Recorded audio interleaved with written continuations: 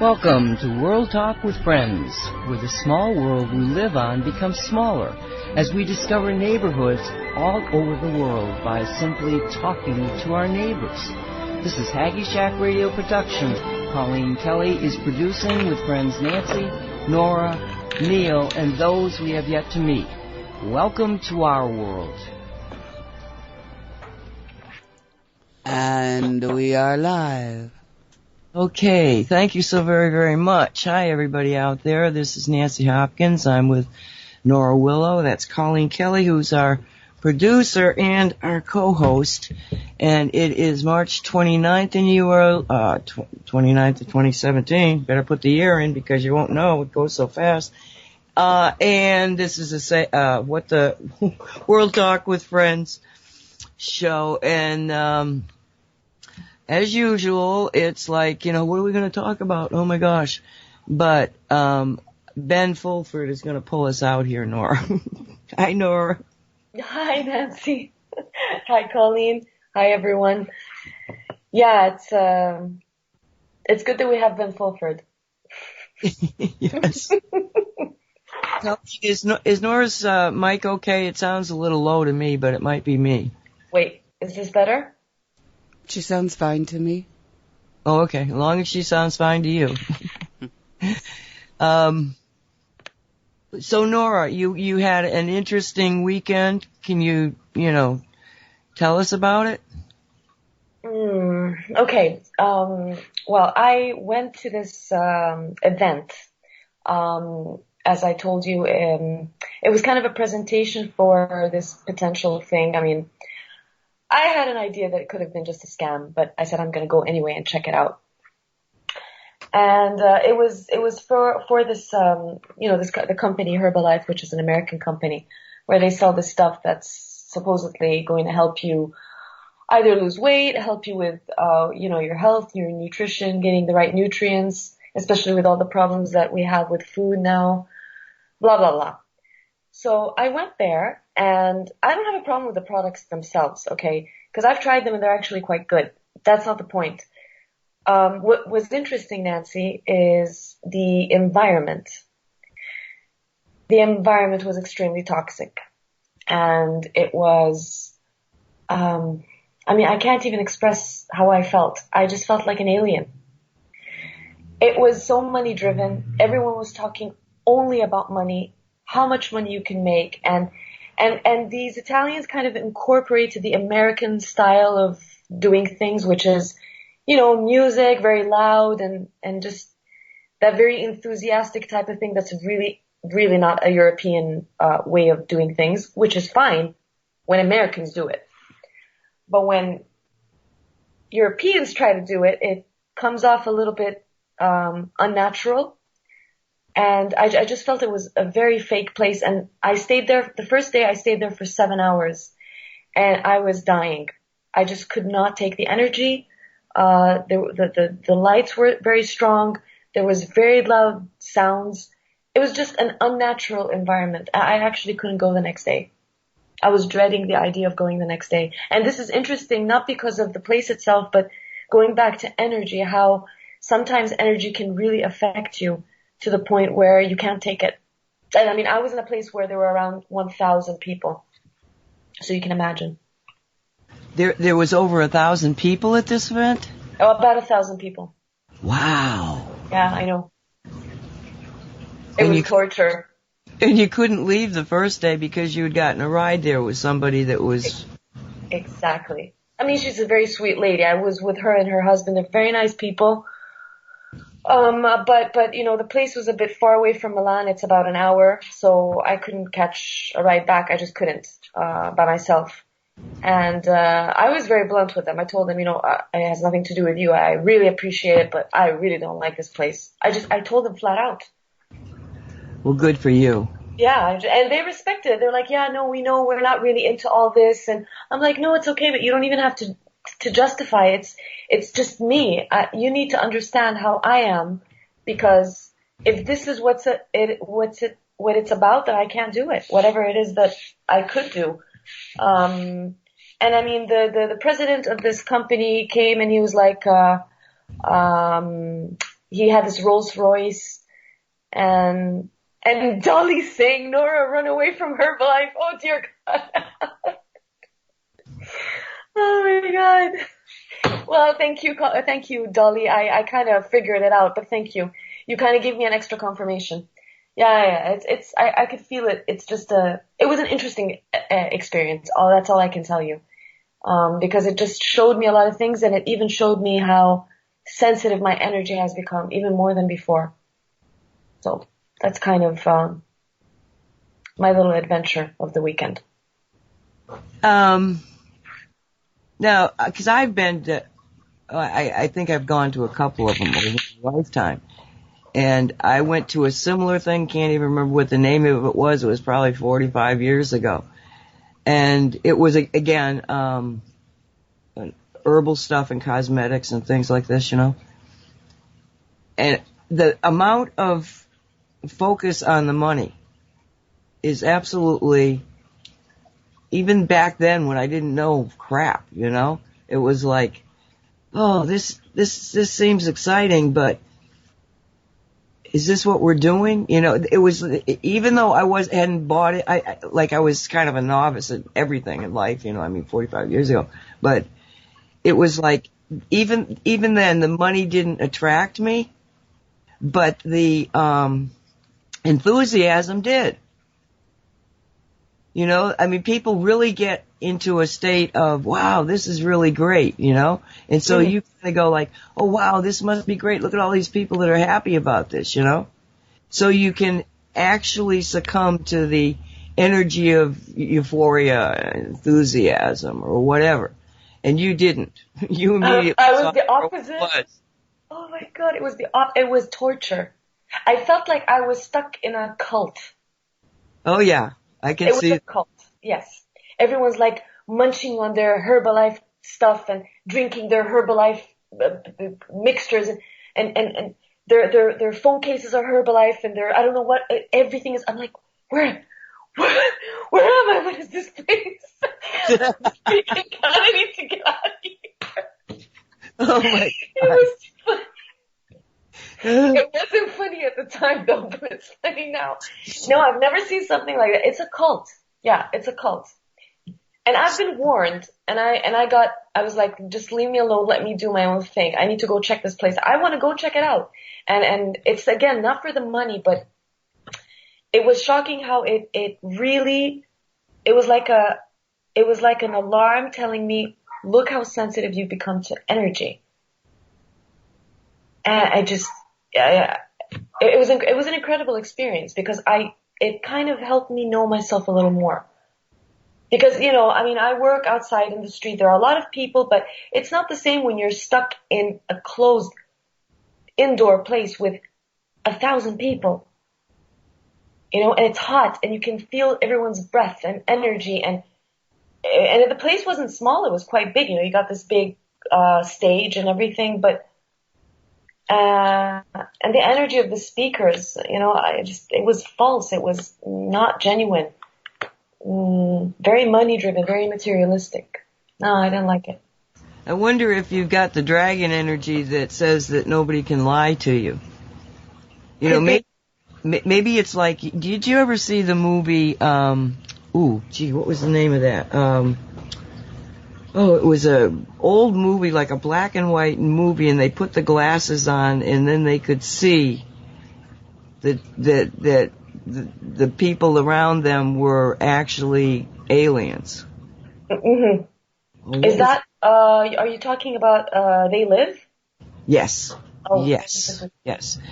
It kind of strikes me that this is what had happened to you, you know? It was like you had glasses on, but it was dragon energy, that you couldn't be lied to, that you could see it. You know, did you feel that you could see beyond what they were presenting? Right from the start. From the moment, the funny thing is, I didn't even get the chance to, you know, slowly get into the shock. I just went there, I got into it was like, you know, they do these things in these hotels. A beautiful place, a beautiful hotel. And I go in and I see all these well-dressed people, and, you know, I like well-dressed people. I have no problem with that. That's not the point. But just the way they were acting, I'm like, okay, something's not right here. I can feel it, but still, I don't want to judge. Well, maybe that's the word. It's acting. You saw them acting. Exactly. Not being authentic. No, and it's all about money. Money, money, money, money, money. You can feel like, yeah, you know, if you do this, you can get that. If you do more of this, then you're going to get a vacation, a free vacation.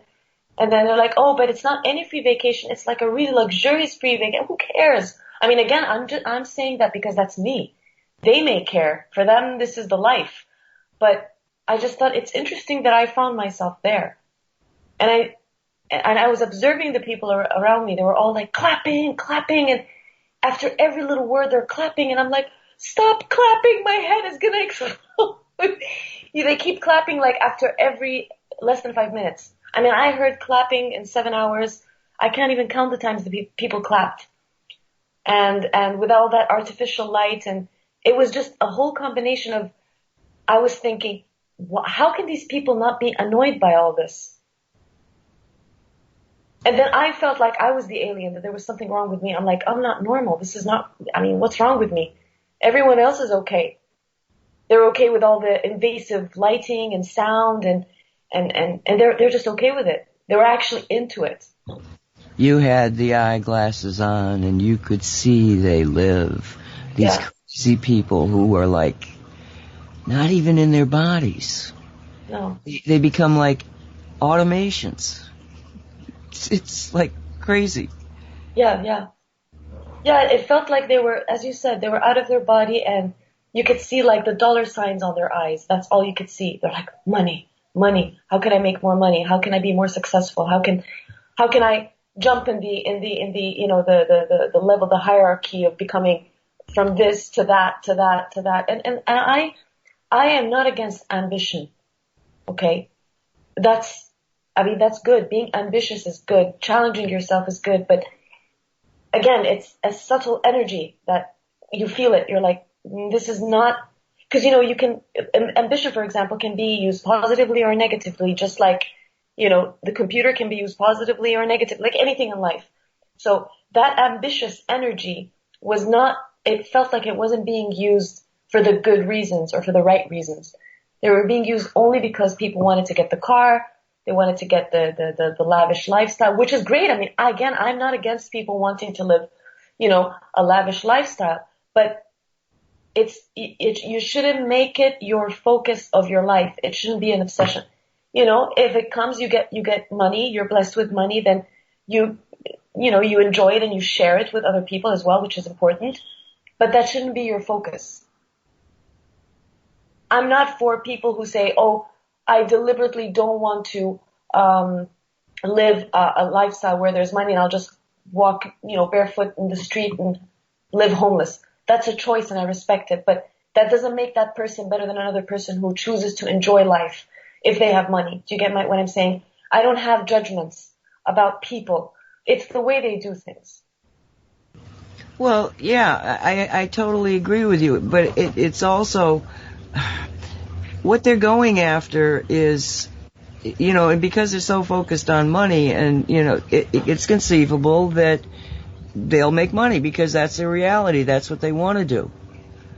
However, a lot of these people get into these kind of pyramid schemes, is what they are, is because they need an avenue where they're being, again, channeled. In other words, they're not going out there and just saying, let me follow my heart and see what I can do that's good, and if the money comes, great, you know, and if it doesn't, well, I better find some other way of getting money. Yeah. It's the secondary to your path. But these people are really there because of a sense of having no other options. They're afraid. Yeah. That's because right. if you look at the level of enthusiasm, it's desperate. Yes. You said it. And you want to know something funny? And I hope this is maybe that it could inspire whoever is listening.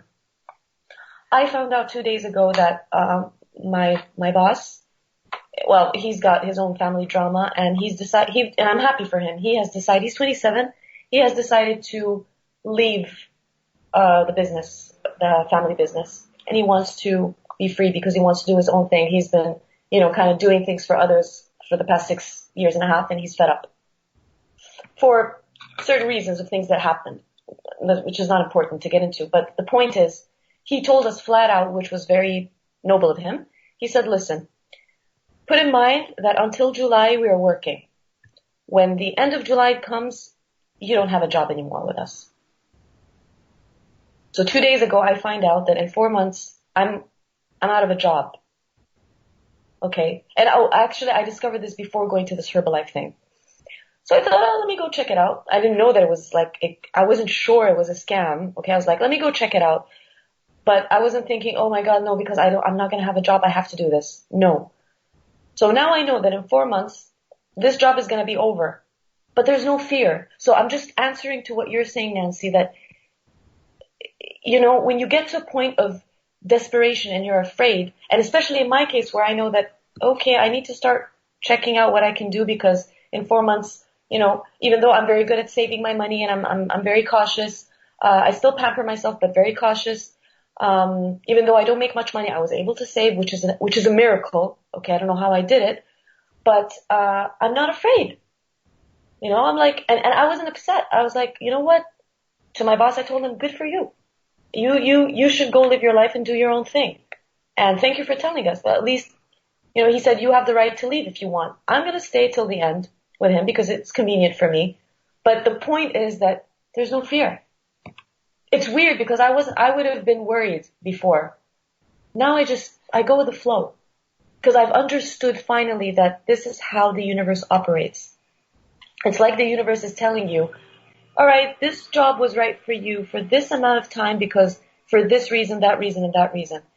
Now we're giving you a heads up. The universe is giving me a heads up that it's really good. It's not like last minute, like tomorrow you don't have a job. This is actually great. Like in 4 months' time, you're not going to have this job anymore. So this is an indication that this stage of your life is over. A next stage will come. I'm excited because I'm thinking, great, so a new stage is coming, and I'm looking at it positively.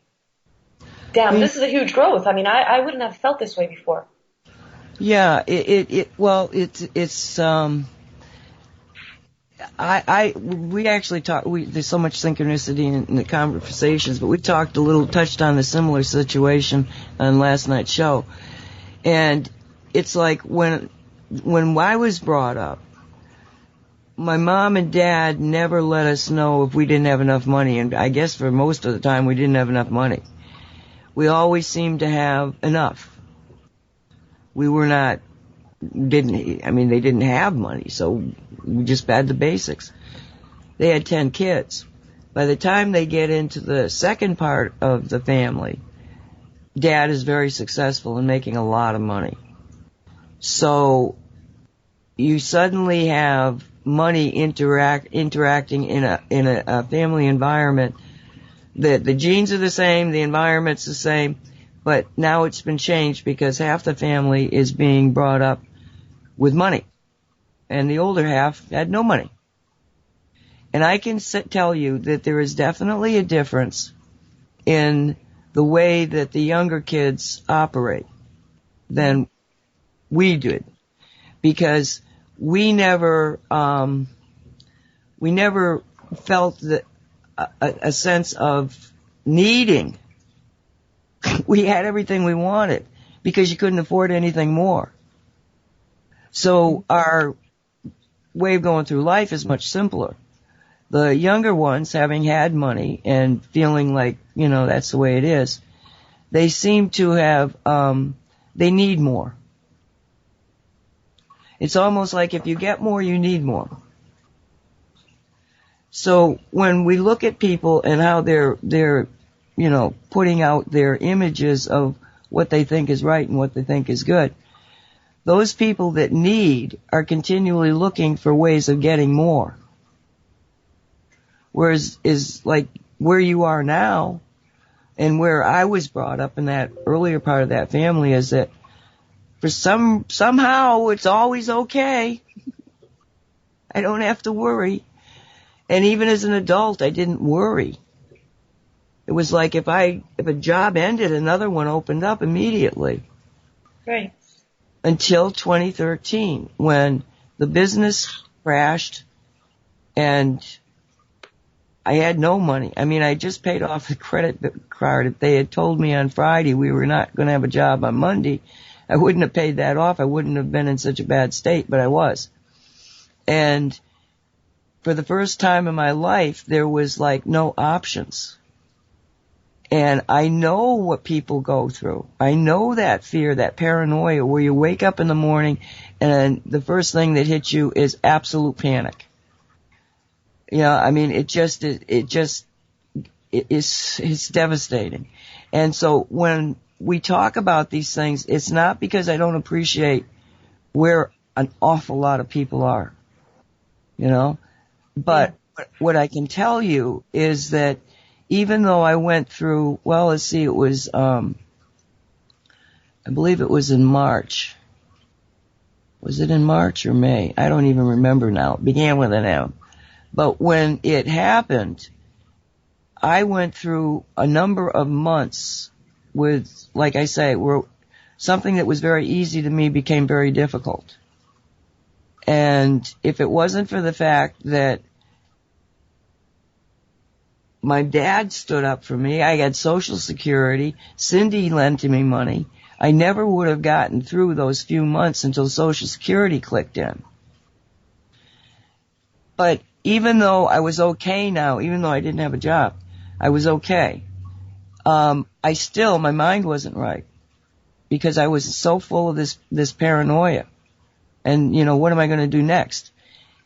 So in order to get out of the funk, I started writing. I just started to do something creative to just get my mind away from it. And it was really the writing of Cosmic Reality that brought me back into that state of everything is fine. You are never alone. You're always being protected. You know, just relax. And after that, everything changed again. I mean, it was just like one thing after another that made it more secure, more secure, more secure. Yes, my dad did die, but he had a tremendous amount of money when he did. And to this day, I'm not sure that he had all that money. You know what I'm saying? It's because nobody knew he had that much money. And even though my sister had gone with him and did what do you call it? When people die, the lawyer that takes over, that kind of lawyer. Executive, well, the estate planning, you know. Estate planning. And Lori had gone through that with him and stuff. But there was money that nobody knew about. So was it there, or was it because the universe said, oh, well, Dad just died, but they don't know how much money he had, so let's just put a bunch of money in there, and then Nancy can, pay off her property, and she'll be safe, and she'll be on the mission again. This is what we don't know, is what happens behind the scenes. And so when you look at your boss that makes a decision that affects a lot of other people, and you can say, good for you. Right. That's humanity as it should be. Good for you. You've taken the dominion over your own life. And to know in your heart, never mind your mind, but in your heart, that it's going to be good for you too. Absolutely.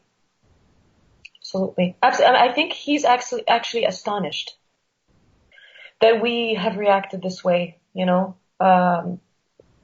not just me, it's also my colleague, and actually our other colleague, the chef, he was actually a bit upset with my boss yesterday. He was not very nice. Like, he was very cold with him, and because the chef has a lot of problems. I mean, he comes from a mafia background, and he's kind of those boys that they grew up. I mean, he's a very interesting guy, and he's not the talkative type, and he doesn't share much, but he has shared with me, and he's told me very, very personal things. But and a lot of shocking things.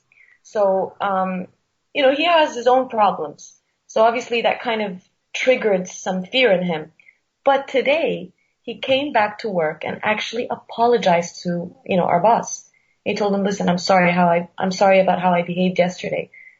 I mean, just the beautiful dynamic that's in the group. We're only 4 people. We're all quite young. I'm the oldest, but we're all quite young, and, it's just so beautiful to see the understanding, as you said, the humanity, and, that even when you behave in a way that is just like it's an impulsive reaction out of fear, which is totally understandable, you still get back to your senses and say, I'll take a step back and I apologize. I mean, I know I have my problems, but I have to respect your decision. So yeah, it's a beautiful thing to be able to understand it. And I told my boss flat out, you deserve this. You really do, because he does things that most people don't know. He works the whole time. It's not only those hours that are, at the restaurant itself. He works till the evening, to prepare other things. It's a family business. You're not talking about a huge corporation where you have a lot of employees. So you have to do everything yourself to get everything ready for the next day. So it's a beautiful thing. I'm just repeating myself again, to be able to be around people where there's understanding and respect, and as you said, saying good for you. And I really feel it from the bottom of my heart. Everyone deserves to live their life the way they want to live it. And if they've given too much to others and they realize that it's time to give themselves a little bit, that doesn't make them selfish. But that's, I think, the beginning of truly pursuing self-love. Because you can't love other people if you don't love yourself first. And your love can't be genuine. That is the key. And if we're just all genuinely honest with ourselves and begin to do the things that we really want to do, instead of continually bucking down and saying, well, I'm supposed to do. No, there is no supposed to. What do you want to do? And the fact of the matter is that I knew I was unhappy in that job. The job was fine. I mean, getting there. But the drive back and forth was awful. And I hate to be, since I retired, I make other people drive. I do not like driving. I go around here myself, but there's a trip I ain't driving. You drive. I don't like it. So I was, in a bad traffic, and I'm going like, how many more times do I have to do this until I can retire? And based on 70, which was the going thing at the time, I was over 1,000 times I was going to have to do this. And something snapped. And, it was just a matter of, I think 6 weeks later that the business folded. Now, the business was in the process of folding. But the shop manager, he kept saying how much he wanted to get out of the job and go retire into Africa, South Africa. And I said, if you keep saying this day after day, you're going to be out of this job. I warned him, but I didn't warn myself. And even when and it was done terribly, we go in and the manager comes in and says, I need y'all to come into the conference room, and we all looked at each other like, oh crap, what's this about? And, well, we've been closed since Friday. It was Monday morning. We've been closed since Friday. And it was like, what? What are you talking about? And you'll get one more paycheck. And not only that, but all 3 of us, the 3 people that were there at the time, we all had banked. I had over $4,000. They had over $6,000 banked of vacation time that we had done because we knew that, at least they would honor that. They didn't. It was really nasty. They didn't honor it. Oh my God. Well, that's not good. No. And, then I found out from the guy that owned the place that he was sending, the payroll check money to cover the payroll. And he had no clue that 3/4 of the money was going to the general manager and the rest of us were sharing the rest. He thought he was paying us really well. And it turns out he was paying us, well, he's actually underpaying us by what we could have gotten had we gone someplace else. So I said, hey, I was okay with it. It's your problem that you weren't watching your general manager. Yeah. Right. But, yeah, but so if you program that you don't like what you're doing, be careful. I agree. Now, the funny thing is I was enjoying what I was doing, even though it was a difficult job, but I was enjoying it. But, you know, even when, I mean, one thing is what you said, is that when you don't enjoy something, be careful what you wish for.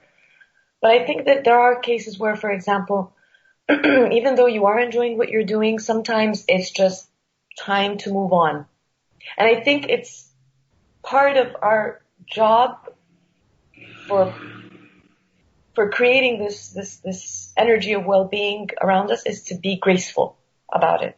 Because we have two choices. We either don't accept it and get angry, and say, oh, this isn't fair, and it's disgraceful in the sense of the way you're going to behave with yourself.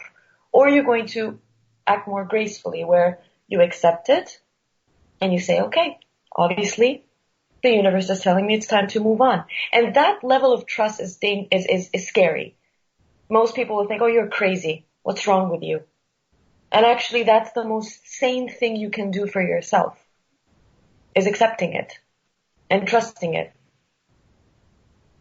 But people get it the other way around. They're like, no, you have to have control of everything. But you can't. We know that we can't have control over everything. What do I mean by that?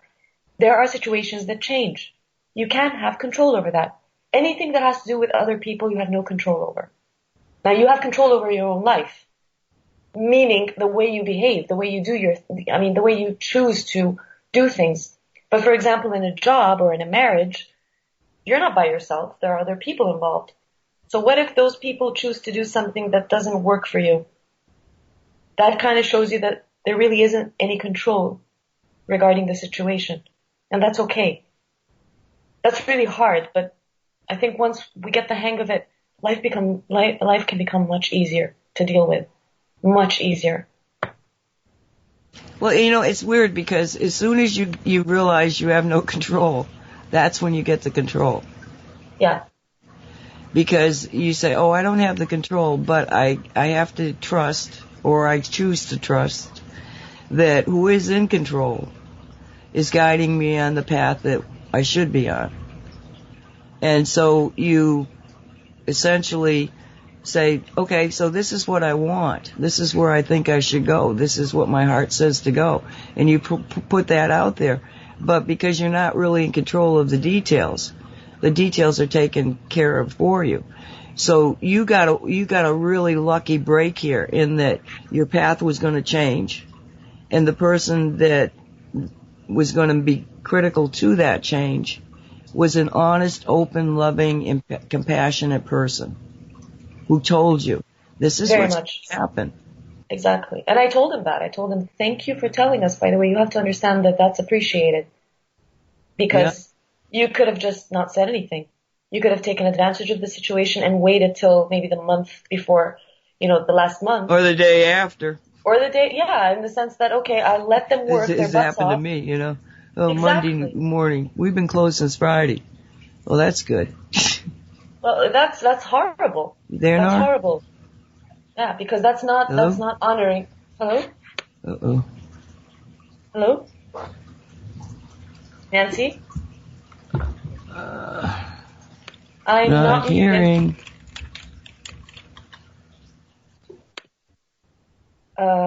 Can you hear me now? Oh. Hello? I don't know if I'm online. Colleen, are you there? I'm here. Sorry, I was adjusting my seat. Oh, no, don't worry about it. We're still live, aren't we? Yes. Nancy. Did we lose Nancy? Yeah, I think we did. I just heard the call close. Okay, I'll pick her back But I got up. confused. I thought the whole call went off, then I realized that I was actually still on it. Oh, okay. Must have happened just as I got up and moved my chair and took my headphones off. Sorry. Yeah, no, don't worry about it. Yeah, so, while we wait for Nancy, yeah, it's important to, there was a point that I wanted to make regarding, the whole thing of last minute shocks and actually, getting things beforehand, like alerts beforehand. I think it also has to do a lot with where you are. The universe really works in a very, although it's a cliche. Oh, hi, welcome back. Was it me? You were there? Yeah, you got cut off. Mm-hmm. Okay, I just rebooted my Skype. Okay, sorry about that. No worries. The world works in mysterious ways. So yes, it Skype. does. It sounds like a cliche. Exactly. It sounds like a cliche, but it's true. I think that even what happened to you, Nancy, there was a lesson there. That, for example, you were told in the last minute, not even the last minute, after it was already done. So there must have been a lesson there. Maybe you were at a point in your life where that needed to happen. Maybe in my case right now, I didn't need to go through that. That's why I was told before. I'm being given the chance right now to, like I've been given a heads up. God, we don't really know how these things work, but I think the key is trust. We keep repeating the same thing, but really the key is trust. I'm not gonna lie, there's a little part of me that's a bit like, okay, so now what do I do? Okay, no panicking, but I gotta find out what am I gonna do here. There is a little part of me that's like that, but it's totally under control. It's completely under control. I can sleep at night. Since he told me this, I'm not like staying up and thinking, oh my God, what am I gonna do? No, I sleep very well. I have no problems. I don't have any like uncomfortable dreams. So this is an indication that subconsciously I'm okay. And, everything is in check. But it's incredible to be able to get to that point. Okay. What we should do is we should go over to the Ben Fulford thing. Colleen, did you want to come in here? We've been talking and I think about, I should ask Colleen, does she have an opinion here? Does she want to say something? And then we keep talking. Do you want to say something before we go on to another subject? No, not right at the moment. Okay. I'm still waking up. I'm not one of those morning person. No, it's like. Well, you're still laughing. That's a good sign. Some people are really grumpy. Yeah. Well, Ben Fulford, because of something that he said. I'm going to pull it up here. What did we were talking about? Oh, yeah. Okay. Okay. It's talking about from what I read, it was like mostly talking about reverse aging technology. Well, what I want to touch on right now is he says the only thing that is blocking humanity from this future of immortality and exponential expansion into the universe is now a small group of people clinging to control of financial computers at the Federal Reserve Board, the Bank of Japan, the European Central Bank, and the BIS. These computers need to be physically seized in order to allow the issuance of unlimited funds to let humanity spread its wings and fly. The individuals who have been forensically identified as blocking the funding, and he goes through and tells, who they are. He says special forces need to go in and seize these individuals and occupy the computer centers at the central banks ASAP in order to ensure the liberation of funds for the planet Earth. This is a great story. We're going to send in the special forces to take over the bank computers. I love it. If these computers and the parasites who control them are removed, multiple sources and various charitable foundations are saying that not just trillions, but actually quadrillions of dollars could be released to finance an end to poverty and environmental destruction, as well as research into immortality and unlimited expansion into the universe. Then he goes in and he says, okay, the battle against the controllers of the Babylonian debt slavery system, these central banks overseeing, is continuing towards final victory. Former U.S. President Barack Obama has vanished from public view and probably is undergoing interrogation. And this one just blew me away. Also last week, the body of Bill and Hillary Clinton's long-term associate, Vincent Foster, was exhumed. and was found to have 2 bullet holes in the back of his head, meaning the cause of his death was changed from suicide to murder. Pentagon and CIA sources say this finding will lead to the Clintons being prosecuted for murder. Okay? Now, this is an old story. I don't know if you know this story. Do you have any idea who Vincent Foster was? Okay. I'm going to go directly to the article that talks about why his body was exhumed. He was I don't even think they get into it. 1993. Okay. All right. Let me read this. A string of events this week has led to incredible results in a 23-year-old case that had gone completely cold. After a reporter from the Washington Examiner was shot dead in front of his home and a letter was sent to his editor on his behalf, an investigation began into the death of Clinton their attorney, Vince Foster. Foster's death in 1993 had been ruled a suicide. Okay. With new evidence represented... Okay, wait a minute. What? It was ruled a suicide. Right. Okay. Right.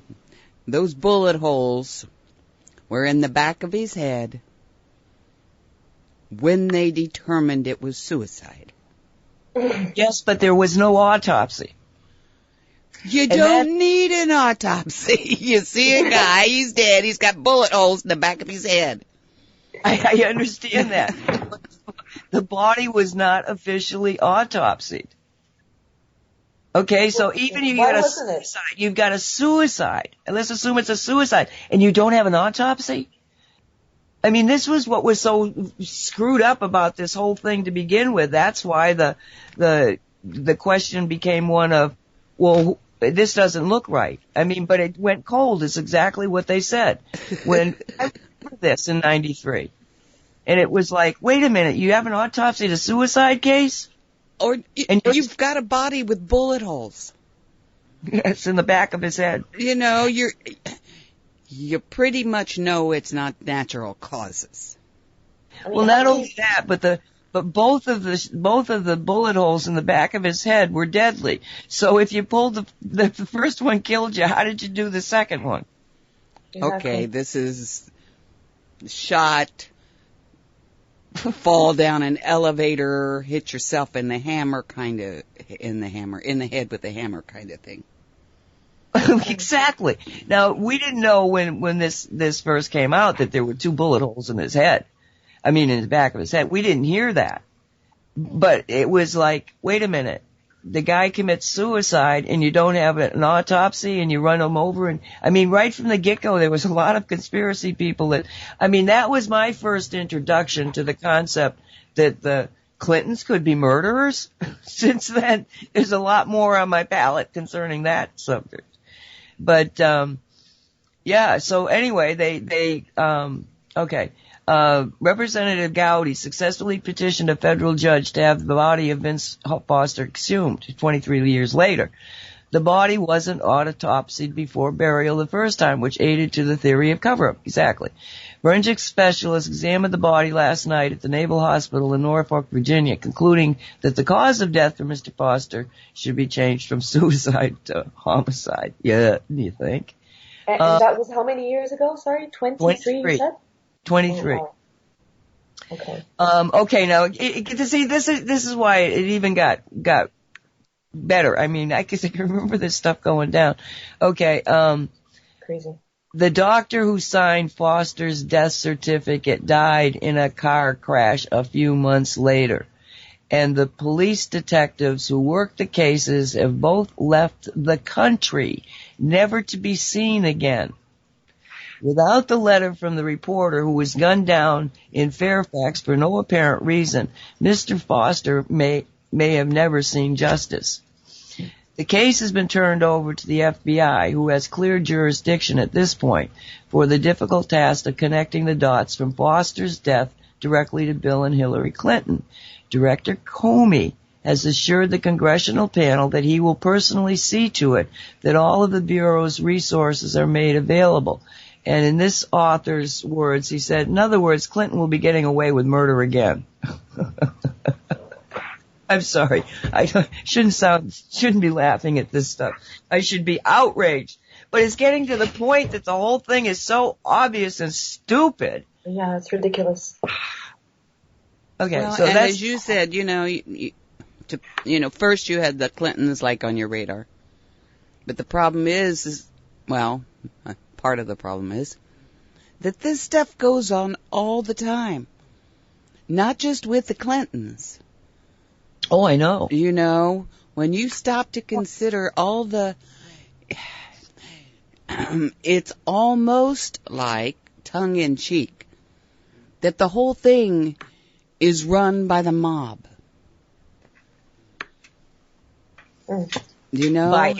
The whole political way they do things, and if you get in their way, you're erased from the picture permanently. It's just like, wow. And it just keeps getting worse. It's not like they get scared or anything. They go, oh, well, look how they handled it. Well, they got by with it, so hey. Right. Unbelievable. It's unbelievable.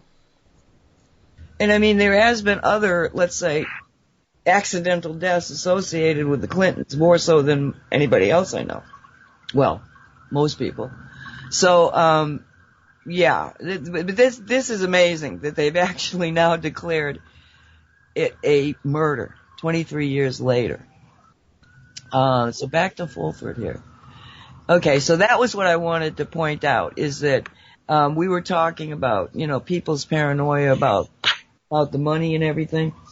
Well,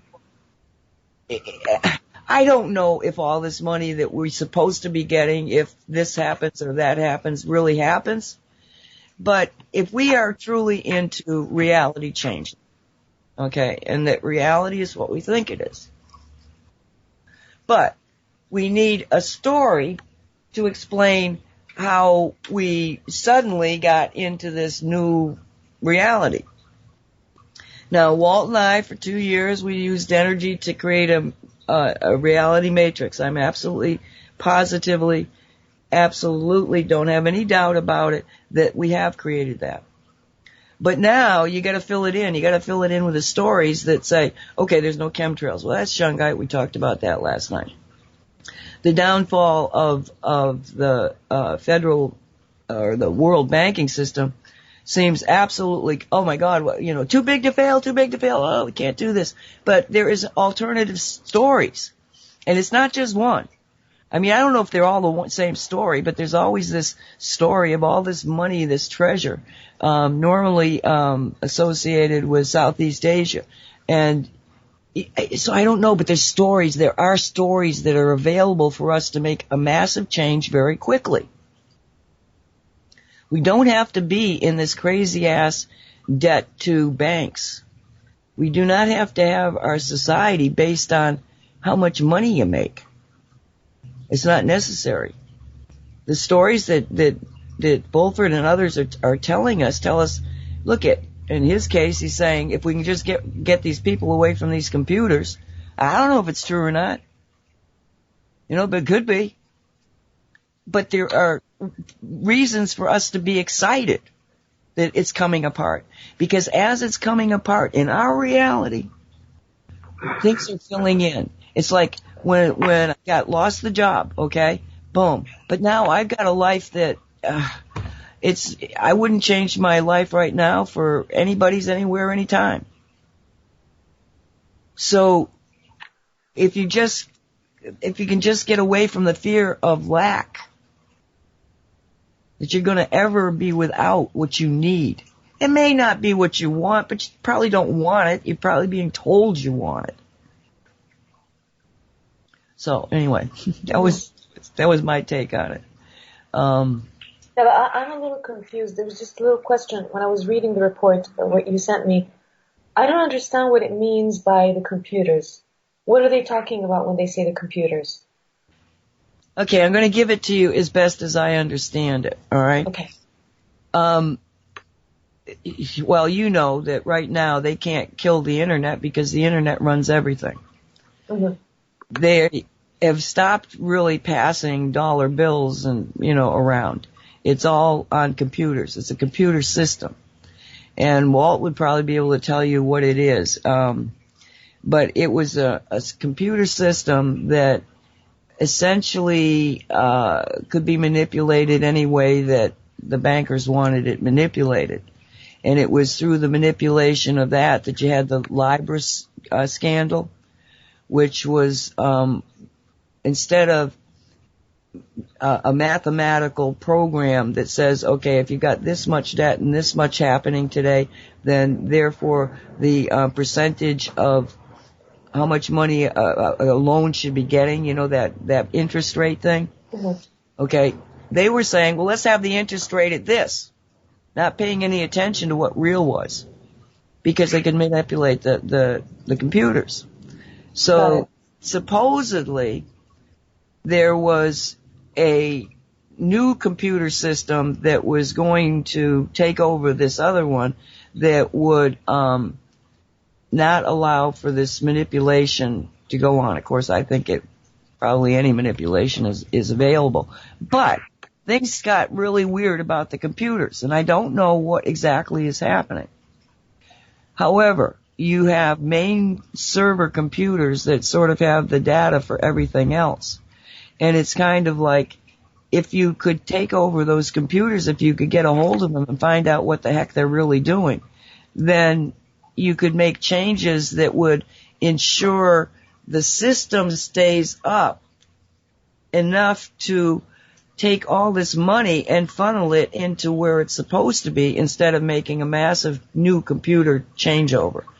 In other words, it's sort of like, banks, give us the computers so that we can pay off everybody's loans, so we can give humanitarian groups massive amounts of money. But without that computer system in place, it's probably going to make it much more difficult to be able to actually take it over. Whereas if you could take over those specific computers and just say, okay, these people here, see what they're doing is they're blocking the money. Supposedly the money's there. Supposedly it is in repositories, banks. It's already in certain countries. They started to use it. I don't know the details. It's like, I kind of look at this stuff in glass eye over. I don't know that I want to know all the details. But the money is there. It's in the system.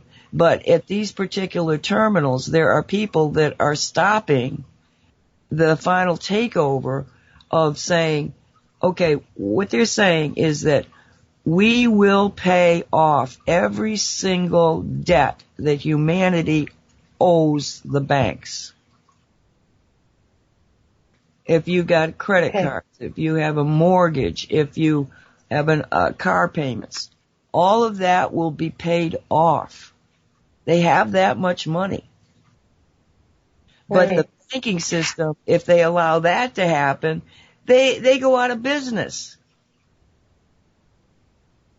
So they're practically manipulating the, what do they call it, in mathematical language? Oh boy, I don't remember the name as usual, but it's like there's there's practically a manipulation. I can't remember the word right now, but there's a manipulation in the numbers themselves. This kind of reminds me of a movie I saw. I don't know if it was James Bond. It was a recent movie of last year. And I remember this thing about this glitch. I think it was in James Bond movie. There was this mathematical glitch which was done on purpose, and they used these really high tech, very intelligent hackers where they did this glitch where they made something look like something else, and it had to do with just all the money in the stocks and the stocks and the bonds in Wall Street or something. I don't remember what movie it was, but is that what it's kind of what you're talking about? Yeah, the whole thing is really, it's so far out there, kind of, because, like, for instance, in the stock markets right now, you used to have people that would buy and sell and buy and sell. Well, now they've got it so that computers are buying and selling. And it happens so fast that if there's a glitch in the programming, it can throw everything out of skew, and it actually has happened. Whether it was a hack or not, it actually happened. But because it happened, and it was sort of like, it was almost to me like a test run, you know, what if everything kind of goes out of whack? And it started cascading, and it all, the stock market started to, collapse. But it had happened, if I remember correctly, late in the day. So they could close everything down and stop it. But by then a tremendous amount of damage had been done. So then they immediately wrote the programming into these computers that are doing this, that if a certain amount of activity starts to happen, then the computers stop. Because they don't want another run on the computers. Okay, that's the stock market. That's how the stock market is now being controlled, by computers. Well, the banking system is part of this whole thing. It's all done by computers. It's all mirrors. It's all smoke. There is no money. It's digits in a computer. But if you put a treasure in the Bank of Miami. You put a treasure in the Bank of Miami, and you say to the banks, okay, we want to pay off every single loan that is worldwide from this bank account. And the computers in the system are saying, we don't acknowledge that. We're not going to let you do that because we're just not going to let you play. Then the only option is to take over those computers. Stop the people that are controlling those computers that won't allow them to play, and say to the computer, no, this is a real bank account, and we want you to pay off every loan anywhere. And within a matter of probably seconds, every single loan in the world would be done with. That's that game, the way I understand it. If it's real, but it's a great story. Wow, that's crazy. That's intense. But that's why these it's one thing to say, I've got all this money, I'm going to pay it off. But how are you going to get the money to the people to go to the bank to pay it off? You've got to do it from the top end down. And if they won't let you play with their computers, well, you're screwed. So I can understand why this would be the next step and a needed step. Thank you, Nancy. Now it's much clearer. Now I get it. Because I was really confused. I didn't understand what that meant. Now I get what you're saying. Well, he's one of the people that began, I've watched him for a decade at least, talking about the Babylonian debt slavery system. Okay? Now, that basically says, well, everything that you know about the way that banking happens, that an average person sort of understands it, okay? That is the Babylonian debt slavery system. It came about in the Babylonian times, okay? But if you listen to a lot of people out there, well, there are certain people out there that seem to have their voice being heard, they will tell you that this Babylonian debt slavery system is actually black magic. That it's been done to is almost like an energy thought form, that because if you look at it, if you're awake and you look at it, it doesn't make any sense.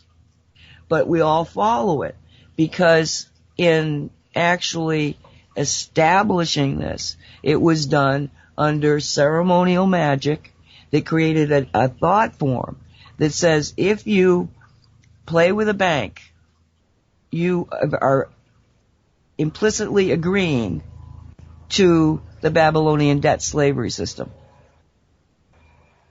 And I have a theory on that. Okay.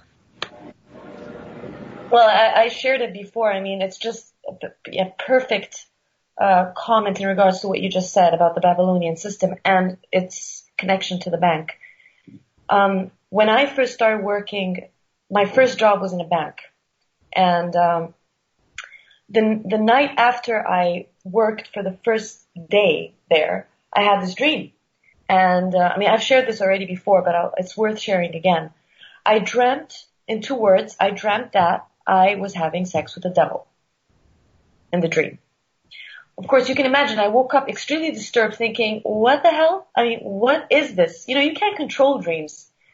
But usually when there are these kind of disturbing things that you don't understand, like, what's wrong with me?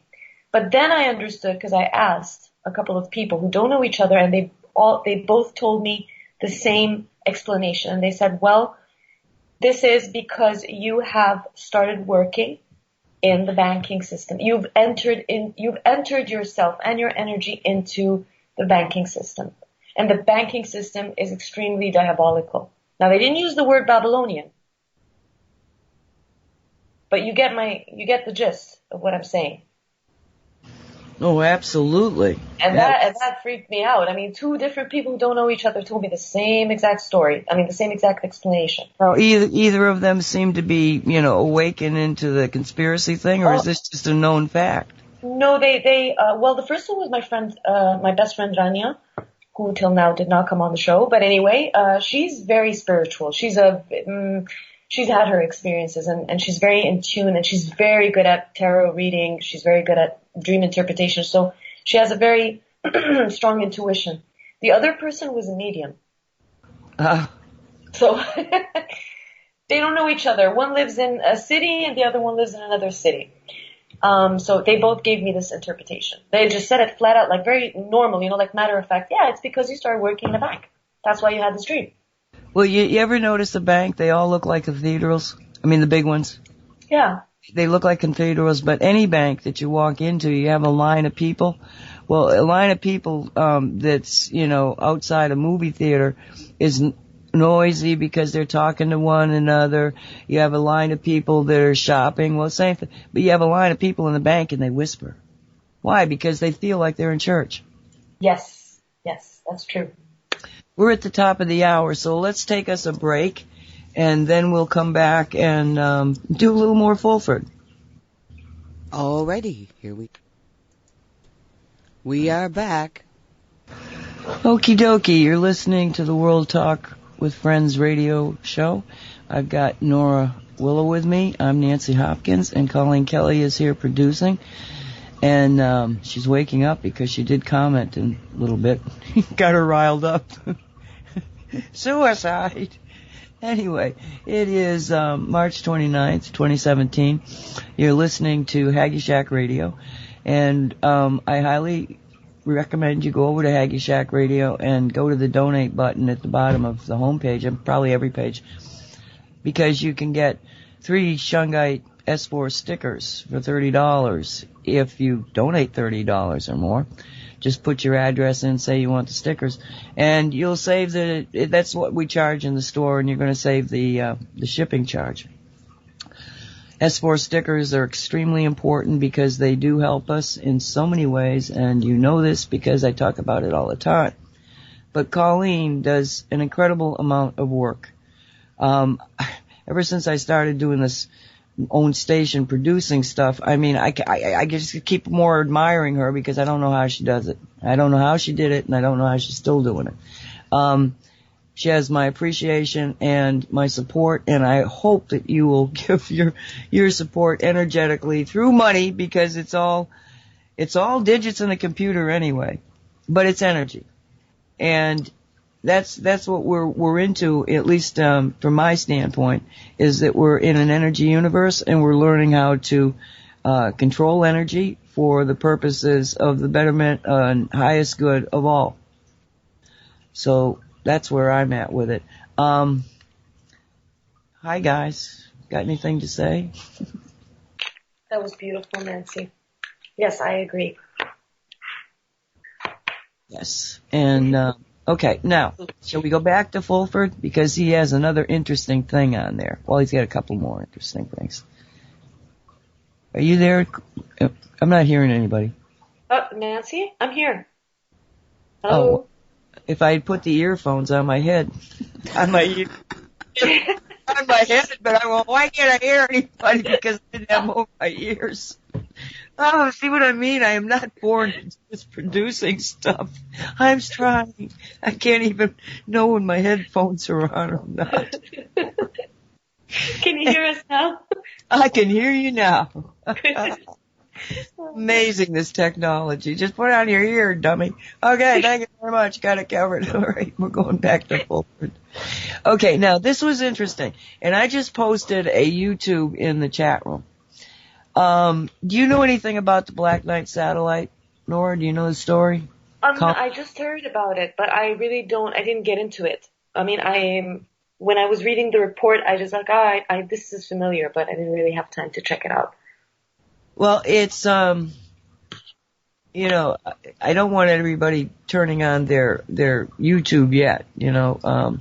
Let us have a little discussion about it, but keep it up, put it up so that you can look at it later, because what this is they're claiming that it was put up on some kind of a WikiLeaks, a secret WikiLeaks computer. I don't know anything about this, but this is what it's being presented, that's where it came from, a secret WikiLeaks server. And it said a lot of files were uploaded that targeted the Black Knight satellite. According to these documents, the Black Knight satellite was shot down by a secret aircraft that knew the weak spots of the alien object that was orbiting Earth for the last 13,000 years. It absolutely shows something looking like it's burning. Why they would decide to shoot down the Black Knight satellite is kind of bizarre. It's been there for 13,000 years. So this is another one of those stories that may not go anywhere. The fact it was there, Tesla actually picked up signals from it. It had been seen, that's why they know it was 13,000 years ago. Somebody out there saw it. I think it was a light or something, but there was reports that there was some object around the North Pole that would show up every once in a while. But then Tesla actually got a signal that he believed was coming from something in that position, above the North Pole. So that's about all that I knew about it. And then, good Lord, when was it? I should have looked that one up.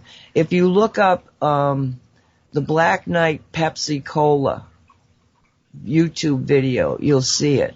And it's like this mini story of people getting these signals from the Black Knight satellite, and the information being downloaded indicated that if humanity didn't show this group up there in the satellite, Black Knight, if they didn't see a response by humanity, that humanity has understood and understood their transmission, then I don't even know if they were going to leave or they were going to kill us all. It didn't seem to be answered in this little story. So it takes these people and shows people all over the world making big peace signs and, other things on the Earth that could be seen by space. And it was a Pepsi-Cola commercial. And this thing went on, it was long. I think it was 15 minutes. Okay, all total. But what happened was that I'm watching it, and it starts to go into the credits. And as soon as it started going into the credits, I felt an intensification of energy, and it was not pleasant energy. And I'm going like, what is happening now? And so I was very careful to kind of like ground myself out, but to visually see what was happening. And for the next 7 minutes, they ran credits. The credits weren't, the credits were just bullshit. They were programming. They put 7 minutes, in a 15-minute tape, 7 minutes of it was programming. You mean the information that was in the credits was behind like, it? Yeah. Like subliminal, okay. Absolutely, in my opinion. First off, where the hell do you have a 7-minute credits for 7 minutes of film? That's And a little too long. if you had spent that kind of money, don't you think you would have put it someplace other than a YouTube video?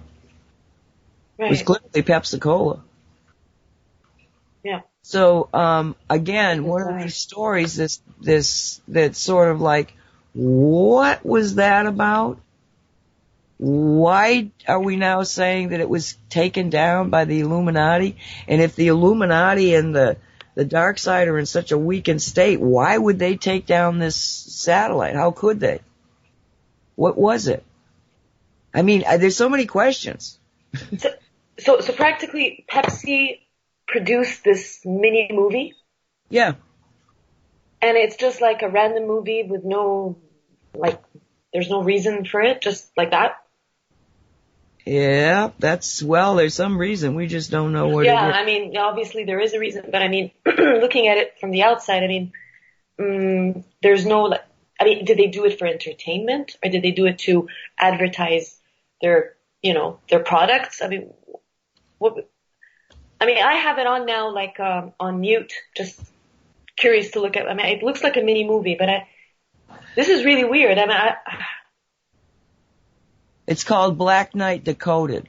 Yeah, Black Knight Decoded. I can see that. Interesting. The one I've got up is only, I'm just looking at the Google search, is 5 minutes. But the original one, like I say, they might have taken out, somebody might have said, why do I need all this credits in it, and taken it out, Mm-hmm. I mean, there's another one down here that says, oh, this one I love. Black Knight Satellite and Pepsi coming alien disclosure. And you can buy this 90-minute version of it for $15. 15. And when was this movie produced? When was it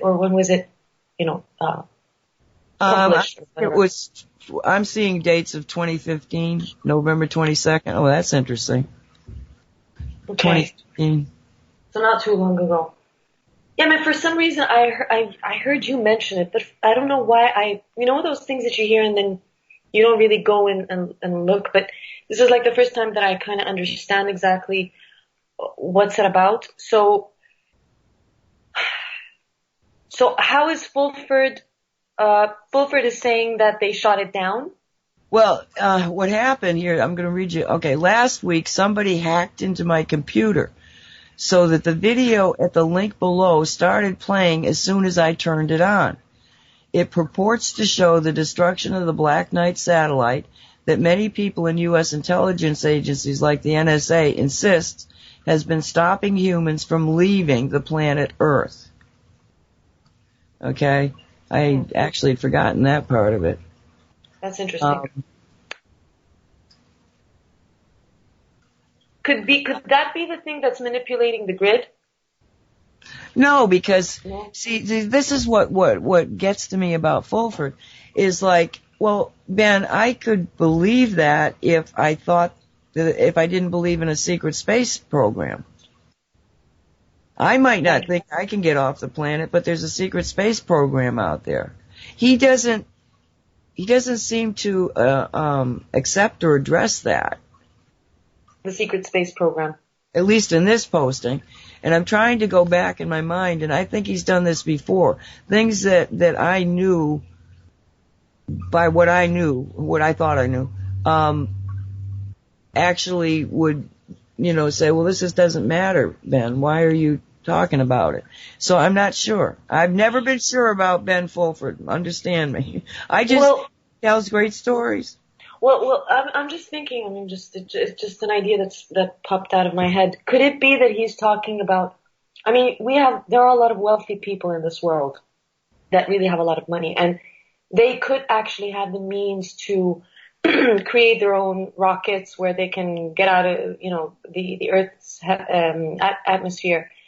Could it be that he's talking about just the general idea of people leaving, but not specifically addressing those who may be in contact and working with certain extraterrestrial beings? Because from what I understand, the secret space program is, part of it is there's a lot of trading, and whether it's technology or, trading of biological beings like slavery and all that kind of stuff. I don't know if that makes sense, but I'm just trying to understand because it is very confusing. Maybe those who can get out is because they are in contact and there is a mutual benefit. I don't know. I'm getting the feeling that this is some kind of a setup. You mean the information? Yeah. Now let's look at it. Somebody hacked into his computer and put this image in there. They wanted him to know. Okay? The Black Knights had been down. But why? Why would you want to know that? I mean, what's behind it? And he's saying, that it's the Illuminati because certain people can't. But there's a secret space program. We've been off of this planet. So are you talking about the fact that certain people, certain Illuminati people, who want to leave are being prevented from leaving by the Black Knight satellite? Mm-hmm. I don't know. But I find the whole, it's those stories that seem to have a little bit of leg and then all of a sudden they kind of fade out and then they pop back up. It's like, yeah. Well, he says a lot of, things that, one can also question a little bit because a lot of what he says doesn't have any, a lot of people in the alternative media scene, I think, a lot of people don't have any proof.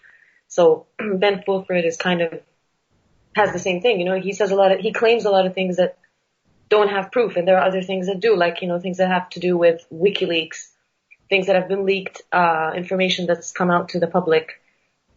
But I guess not everything he says can be proven. I don't know. This story confused me a little bit. Walt says that Fulford does in fact say, look, I'm just giving you my what people are telling me. He doesn't stand behind. Whereas David Wilcock will tell you something after he really believes it. Ben sort of says, and I heard this. He's kind of a gossiper. In a way, But the fact that there was an announcement by NASA that they have some kind of age-reversing pill and faster-than-light travel technology that will allow them to go and visit newly discovered Earth-like planets. That appears to be true. Mm-hmm. They did announce it. Yeah. They announced that there were quite a few of those exoplanets. Yeah. Oh, yeah, that's right. That's why. They made that big announcement regarding all of these planets, and everybody's going like, why, what was the big announcement? Why were you putting off you're right. And so now that they've announced there's all these planets out there, now they come up with, oh, by the way, we can reverse the aging and we can then also travel faster, so now we can go to these new planets. What bullshit. Yeah. You've been going to them anyway. Yeah, exactly. So it's like soft disclosure. Yeah, I think it's been happening for a while with NASA. I mean, when they announced that there was water on Mars, when was that? Was that in 2015 or 2000? Was it last year? Yeah, it wasn't long ago. No, I think it was 15. 15. Yeah, I mean, I think they've known this. I mean, some people claimed it. What was it in the 90s? If I'm not wrong, if I remember correctly, that yes, there is water on Mars, if not earlier. Maybe I remember the dates wrong. But people have known that there is water on Mars. Yeah, and then finally... I mean, it does seem to be like some sort of soft disclosure that people aren't seeing. We go back to the first subject that we talked about at the beginning regarding that, place I went to where, we're kind of seeing it from a different angle here. that most people are a little bit naive and innocent, and they think, oh, okay, they're announcing this stuff, and for people who actually have heard that this has been going on for a while, I mean, Mars in itself is another story. You know, there is so much mystery about it that they don't want to reveal, and a lot of things that have been brought out to the light, you know, like all these pictures that they've suppressed, and pictures like, for example, the face on Mars, there are all these different angles. At the beginning they said no, it was just a play of light or something, and then there were actually different pictures from different angles that show the same face looking the same. I mean, if it's from one angle and then you see it from another angle and you still see that face, then it can't be, you know, the light playing with a surface. So they didn't disclose that, of course, but for me, it's enough that they're talking about the water, you know. Well, it gets even deeper than that. Have you ever studied the change in the color that NASA did to all the Mars pictures? Yes. Yeah, I mean, they say that it's like a baby blue sky, and it looks a little bit like Arizona, somewhere in Arizona, you know, the desert there, or I don't remember where exactly, but that it actually looks like a normal desert on Earth. Right. And they changed the colors. They made it look red or something like that. Yeah, they skewed it so that you've got like a red atmosphere, that the sky always looked red. It looked, you know, red planet. It was the Russians. They're looking, it was a Russian guy. I'm sure that it was the Russians, or the Soviets at that time even. No, it was the Russians. But they actually realized that there was a skewing of the color because there was a shot on one of the landers, and the shot had the NASA logo in it. It was on the you know, a leg of the someplace on the lander, and the photograph picked it up, and the color was wrong. So he skewed the photographs he had so that he got the right color for the NASA plaque logo. And boom, all of a sudden he's got a blue sky and an Arizona terrain and just a really neat looking place. Well, what about the Russians? I mean, my question here is if the Russians have also sent their probes. Haven't they? They've sent their probes too. Well, now there's... No? Well, you see, they tried. Oh. And to my remembering, they kept losing them. I don't think they ever really got near enough the planet. They may have done something recently, but initially, every time they tried to look at Mars, they were failing in the 70s, 80s, and well, at least the early 90s. So I don't know if they've been able to do that since. I see. Yeah, because I mean, it doesn't make sense that, for example, if the Russians have that technology and the means to do that, there should be, unless the Russians were able to capture some pictures and they themselves are also not disclosing it. I mean, it could be either ways. Well, you know, this is where it gets complicated because you've got, okay, according to Corey Good, there are layers of this secret space program. And the first layer is let's say the military-industrial complex that used technology gleaned in Nazi Germany with scientists and technicians that were brought over in paperclip, and they created a secret fleet of extraterrestrial in that they can go off planet. Okay, and they can go places. Vehicles that would take them out into at least a solar system. According to Corey, that group there is limited. They think they're limited, that they can only go out so far.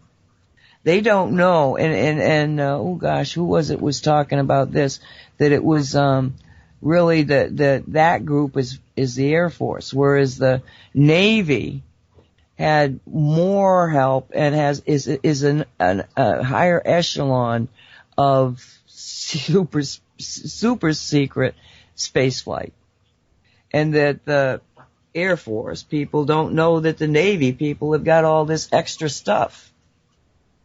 I think it was Corey that was talking about this. So what you've got is you got these different layers.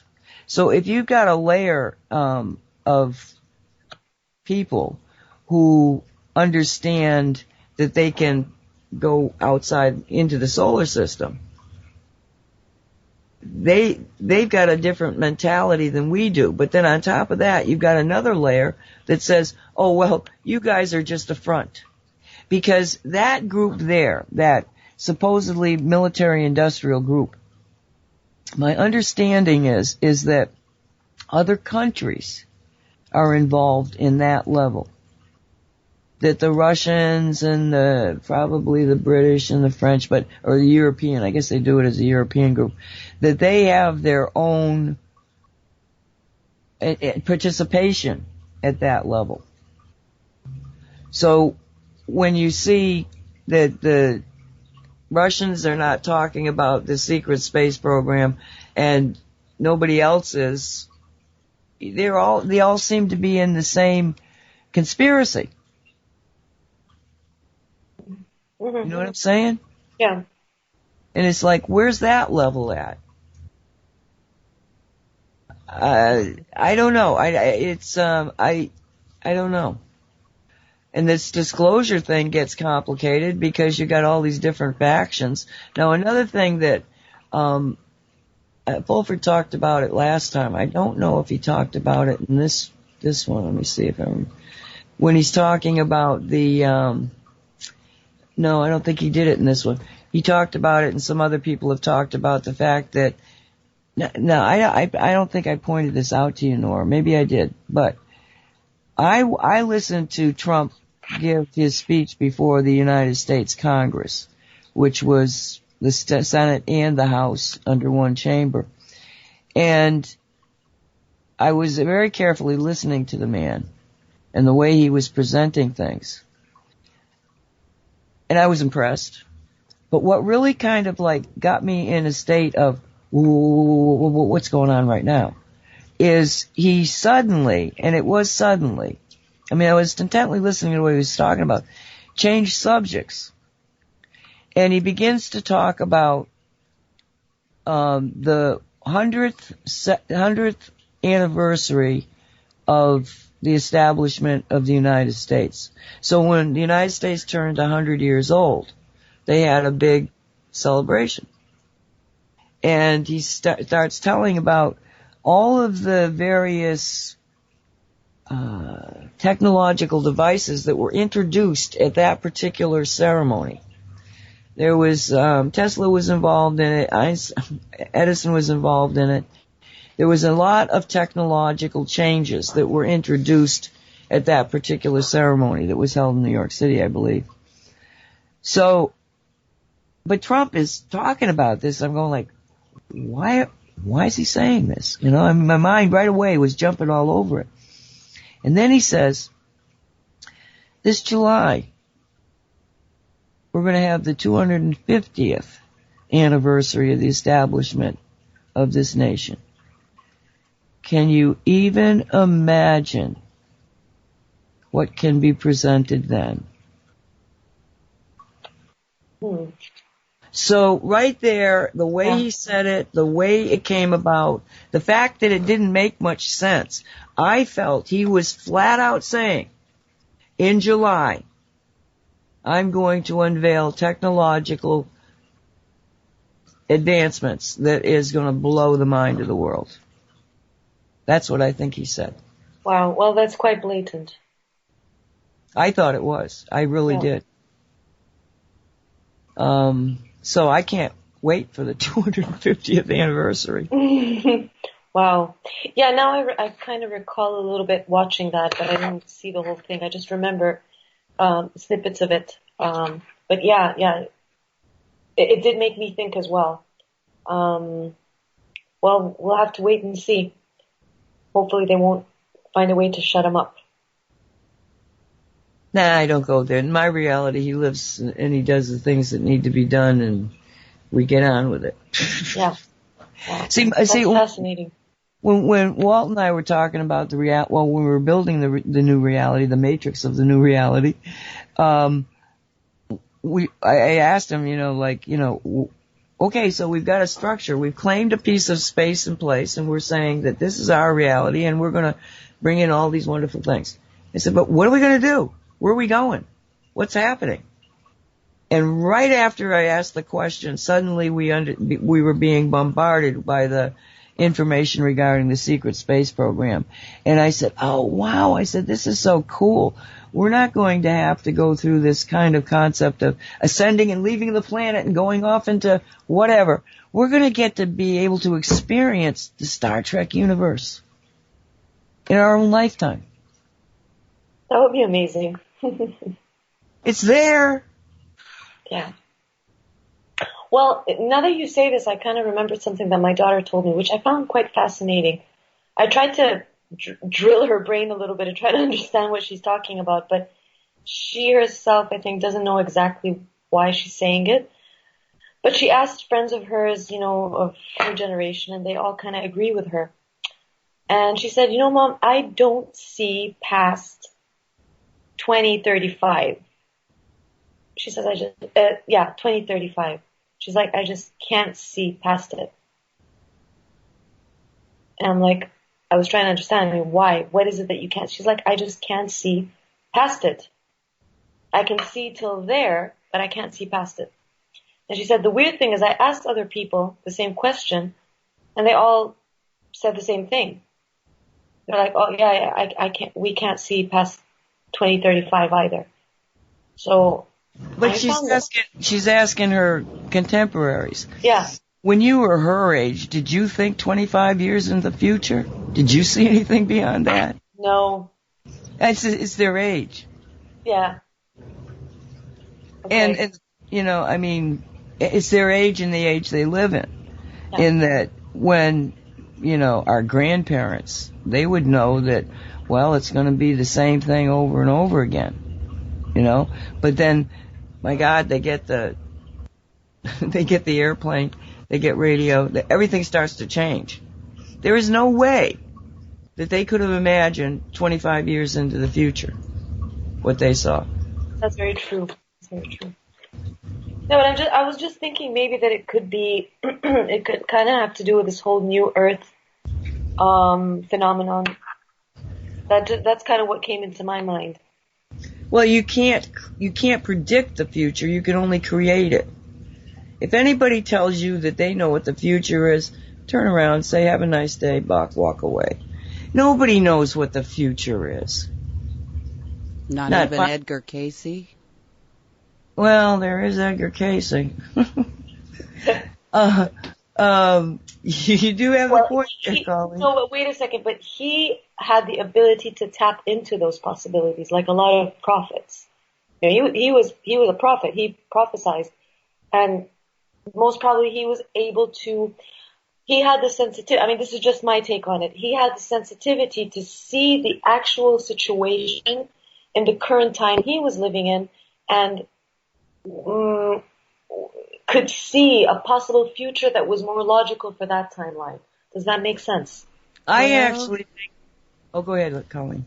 I'm thinking he said that he was tapping into the Akashic records. Uh-huh. Well, aren't the Akashic records more of a historical thing? Where, of course, right. Time doesn't exist. Right. Time doesn't. So I guess if we want to talk about time, if time is not linear, then everything is in the Akashic records, absolutely. Yes. But if we have this whole timeline thing, then I guess the Akashic records are gonna, shift and change depending on the timeline we're in. So could it be that he tapped into that timeline, seeing the current circumstances where it's leading, because it's like looking at yourself in the fork in a road. Okay, and then you either take the left or the right. Now, depending on which side you're gonna take, that's the future you're determining for yourself. So could it be that he was able to see which, was it left or right, that the world was directing itself in, so he could kind of look into that future possibility? I don't know. Well, he said himself that he was seeing a potential future, and that it really was all up to human beings. Mm-hmm. And it's sort of like you got timelines. And yes, you can look out. That's why I say you cannot predict the future, because you can look to the future on the timeline you're on. You may see a certain future. This is what they ran into when they were using the looking glass. And there was another one, I can't remember what the name of that thing is. It's another computer-generated kind of concept of being able to predict the future. And very, very accurate. The Montauk Project, where they were actually taking people's consciousness and sending it into the future. Both of these type of systems found the same problem when it got to December of 2012. They could not go any further. Yeah, because I guess the fork in the road was there. There are like moments where there's this like change. Well, I call it a singularity, because what was happening, and it was happening, was that we had all these timelines that were out there and moving and going. But the problem is that the closer you got to 2012, in what I call the singularity, it was a place in space that the planet and the solar system and this whole local cluster of stars and planets that just went through it. When they went through it, it is an energy form that creates a new beginning. It is it is a change of age, just like the Mayans were talking about. But there were many other disciplines of thought that also indicated there was this change when you enter into a different energy level. And we had been getting closer and closer, and it was starting up. But by 2012, it was like, boom, you went through a singularity, because all of the possible timelines began to collapse until the only thing they could see in Looking Glass was that there was either this wondrous kind of ascension signal that was going out and total destruction. So by the time you hit 2012, you only got one of this one or that one. Okay, now after 2012, and I couldn't believe it was happening this fast, but right in the spring of 2012, all of a sudden people started, I'm going to do this and I'm going to do that and I'm going to do this, because every available timeline was there again. Whatever you wanted, you would just, start it up. But they began to crash immediately until you again basically only had the two major timelines, but within the timelines there were many other sub-timelines. It was sort of like two potential realities with a lot of different ways of, it's like people come together because they have a consensus of reality. And some people were on the consensus of reality of total destruction. Others were on this concept of, we're going to be okay. We're going to, we're even going to ascend. The ascend people are on a far level, a far side of it. And then in the middle of it are the people that say, the world's going to go on forever. Don't worry about it. There's nothing wrong. The banks are fine. My leaders are honest and capable. As long as they continue believing that, the concept of a reality that ends badly can't happen. So these people that are asleep and really don't know what's real, as we do, and maybe they're right, maybe we're wrong, I don't know. But those people that think that everything is okay, because for all of the people that say that it's okay, there was, what happened was that as they attacked the middle class, as they lowered the standards of the middle class, if they worked, and I think they worked to do it, to crash the economic stability of a very, very large and robust middle class. As they did that, they began to destroy the illusion of everything was okay. So now you've got people out there that are sure that we're in hell, or just about on the cuspice of it. So it's an interesting thing that at the same time that that's why I do these shows, this, is to put it in the collective consciousness. We're okay. We don't need the matrix. You don't need those leaders. You don't need the banks. We can do this. We can do this. Why do I keep pushing that? Because I see people waking up. And then they get scared. And now they start putting the energy into the other side. And I'm going, no, it's the collective, you're fine, you're fine, you're fine. If we can just keep thinking we're fine, and with the knowledge that we weren't, we are now. We knew there was problems, and now we're on a path to fix them. Don't panic. Yeah, it's all about going back to the subject of trust and going with the flow. I think that's where the key lies. I think the more we do it, the better we get at it. It's about practicing, getting your mind and your etheric body, or your consciousness to work together in this, ebb and flow, and just taking things as they come with the awareness of doing things, because you can't just say, whatever, the universe will fix everything and I'll just sit there and do nothing. No, we have to work for it. We're doing things, each one in a different way, but there has to be that element of trust and going with the flow. So, I think that's the ascension, in a way. It's understanding how the law of the universe works. Is that if we don't resist it, it's just going to work out. Because if you look at nature, let's take the example of nature. Nature works very effortlessly in the sense of everything is working in a way where everyone is taken care of. Plants grow naturally. There's no effort involved. If we want to look at how nature is working, the ecosystem is working together. There's a beautiful cooperation and teamwork ecologically. That's what that's how we are, that we're part of that. If we go back in history and the way we are now, we've broken ourselves out of that flow, that natural flow. That's how the universe works. So, if we can get back to that, that's really the evolution. Is finding ourselves back to, as I remember you were saying, and I think that you had that conversation with Walt on one of the shows, maybe it was Cosmic Reality, talking about we've become uncivilized, or what's the word? I don't remember exactly the word now that you used, but the meaning is that we have to go back to the way we were. And ironically, people think that the way we are is the right way because we've become more civil, we have technology. But the paradox here is that we've changed to the worse in the sense of how we behave and how we deal with the flow of the universe. We need to go back to the way we were before, which is really in the Garden of Eden, I think, our primary state. It was more of understanding what they knew that we don't know. It was like, we've got all this knowledge, but I kept feeling that the Native American, the indigenous peoples throughout the world had a connection to nature that we really had to come to some understanding of. And a lot of us knew it, but an understanding in our hearts. Something had to change. Because without understanding the totality of, we're all part of this together. It's a biosphere. It's not just humanity. It's not just Americans or Italians or Saudi Arabians. It's the fact that we're all in this together.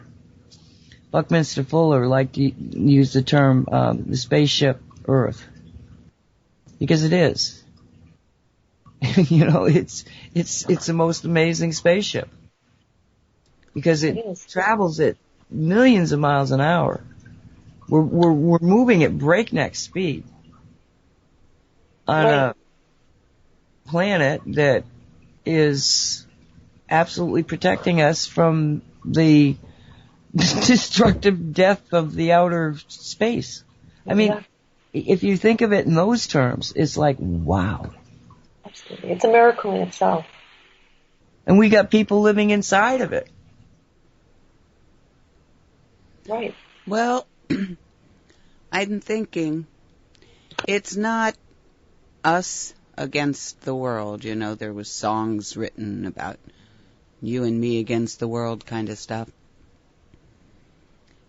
And I think that mankind has looked at it that way, when the Bible said that man was given dominion, man thought conquer. Instead of, we've got this wonderful world that we were born into. that gives us everything we need. And it's all of us, including the world, working together. And I think that the downfall of man, so to speak, is his disregard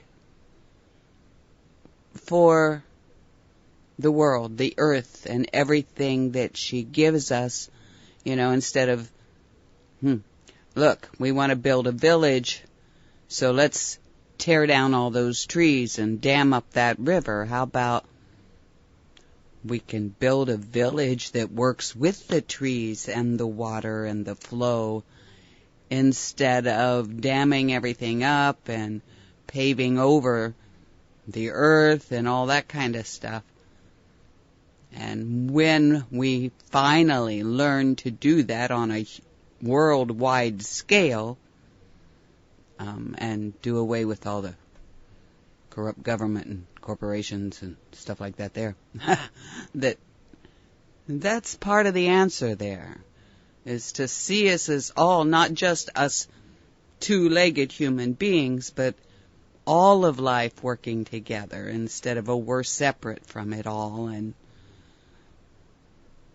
we can do what we want, and the earth, whatever. Absolutely. No, you're absolutely right. It reminded me what you're saying about that ancient civilization, in South America, which there are still a few that exist. They are, the great-great-great-grandchildren of this. I forgot, unfortunately, the name of so bad with names, the name of this indigenous culture, but there was a BBC documentary that was actually, they were allowed, which is very rare, they were allowed by these people to go and actually film them. And it was mesmerizing. And if you look at the ancient structures of their cities, it's exactly what you just said, Colleen. It is a city. There are houses, there are structures, but they're all made out of nature. And it's gorgeous. It reminded me a lot of like the movie The Avatar. It's those cities that are all made out of the mountains, and you have all these little houses, and it's gorgeous. It's just so beautiful, very, very natural, very organic. And I think that's very possible and very easy to do. And you can still have technology and still use technology in a clean way, living in a beautiful place, because let's face it, if you compare it, cities are really ugly. Well, I think we can all agree that cities aren't that beautiful. It just feels so, like cold. And like, I don't know, just sterile and, iron. It's not, it doesn't give you that feeling of natural energy. So I totally agree with you. And there were cities built that way. So it's possible. But the question here is, why don't we do that? Why were we directed to go this way? I think a lot of it's a power image. Build the tallest buildings, the biggest mansions, that are a sign to anyone visiting that you're rich and powerful. And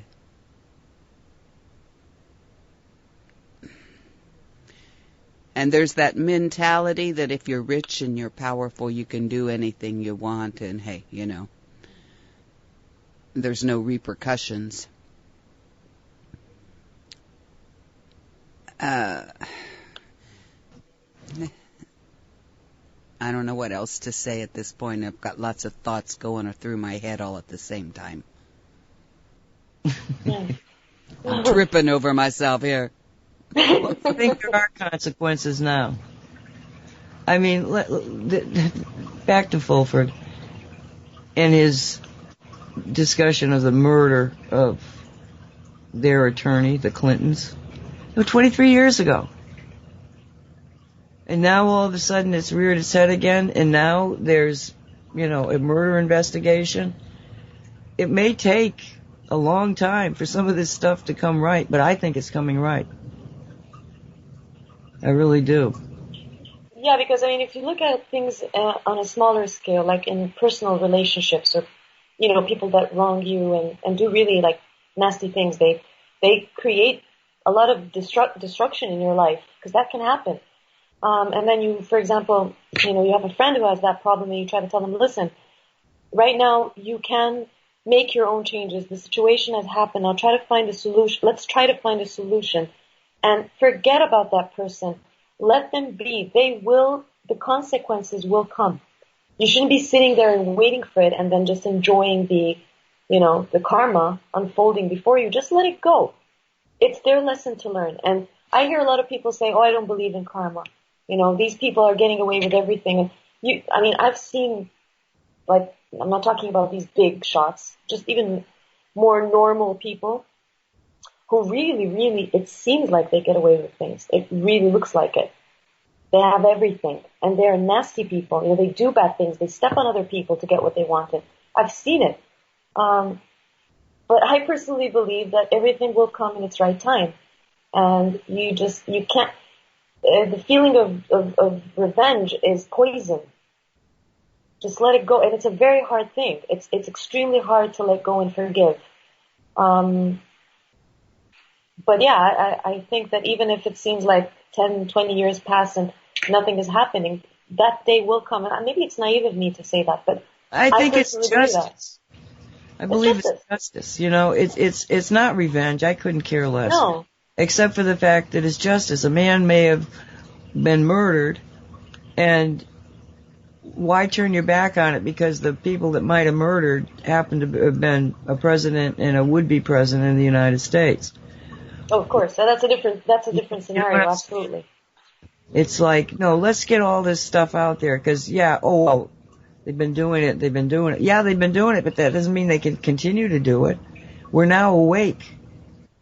We just have to learn to say, no. You're not in charge anymore. We are. Well, did you notice that the more people are waking up, the more blatant they are becoming with all their sick stuff? I know. Just look at the whole, I don't know. I think that Fulford talked about this, about the whole spirit cooking thing. You can't be more blatant than that. That they do all these weird things and they use all these, like blood, and even if it's not real, but who would want to go to a party where there's all this weird satanic symbolism? And these are all big shots, like you've got Hillary, you've got, what's his name, the other guy. Anyway, the guy who was, his emails got leaked on WikiLeaks. He was also part of the, Podesta. Podesta. Yes, thank you. So, it's getting more and more blatant. And, it's kind of funny. So I think there's a good opportunity here to, instead of looking at it in a negative way where, oh my God, how can these people do this? No, it should be, we should seize the opportunity and actually keep talking about it to expose it more and more. This is not being negative.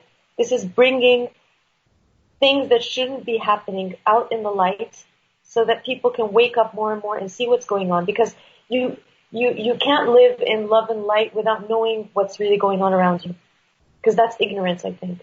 When you know that there is something that's not really good and it shouldn't be going on because it's affecting our collective and all that and people, we can actually work in banishing it.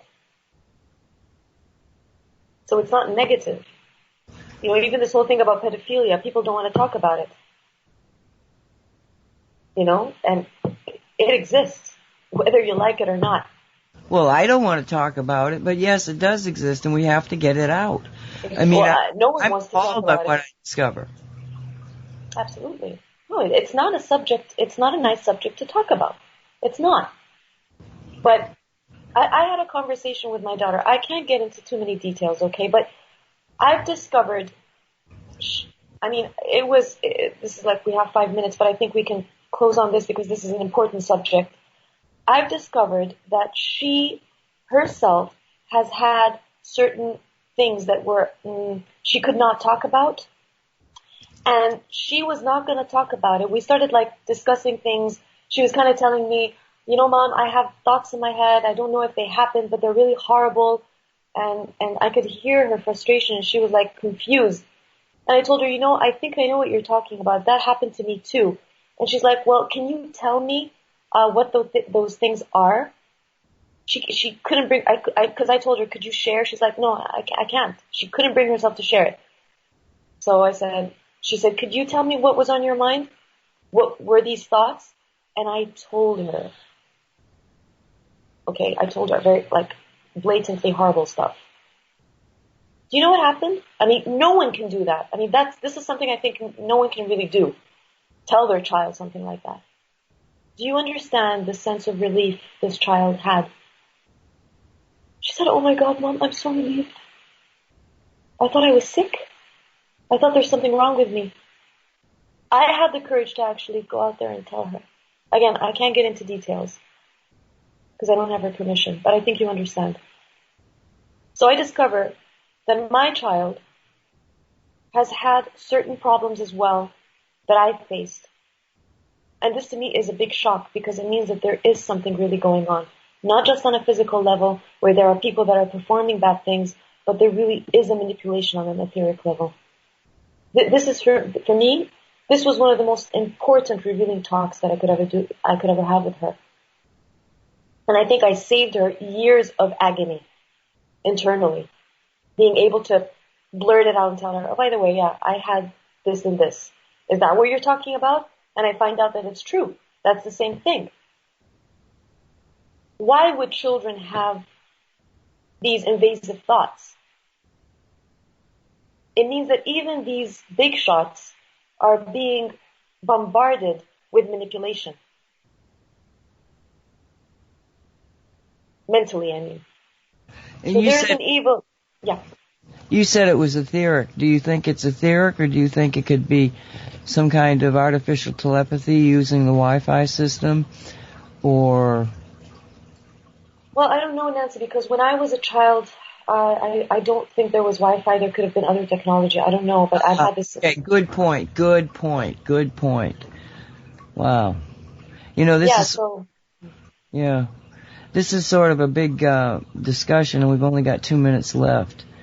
Well, you're going to have a show on Saturday. Yeah, we can talk about this because I think this subject is actually, it touches me personally, and I think it's such a difficult subject to talk. I mean, people will not come out and say, oh yeah, by the way, I mean, I'm a normal person, but I have, I get these invasive thoughts of seeing people torture and kill other people, and there's a lot of sexual stuff involved, and, pedophilia, and no one has the courage to come out and say it.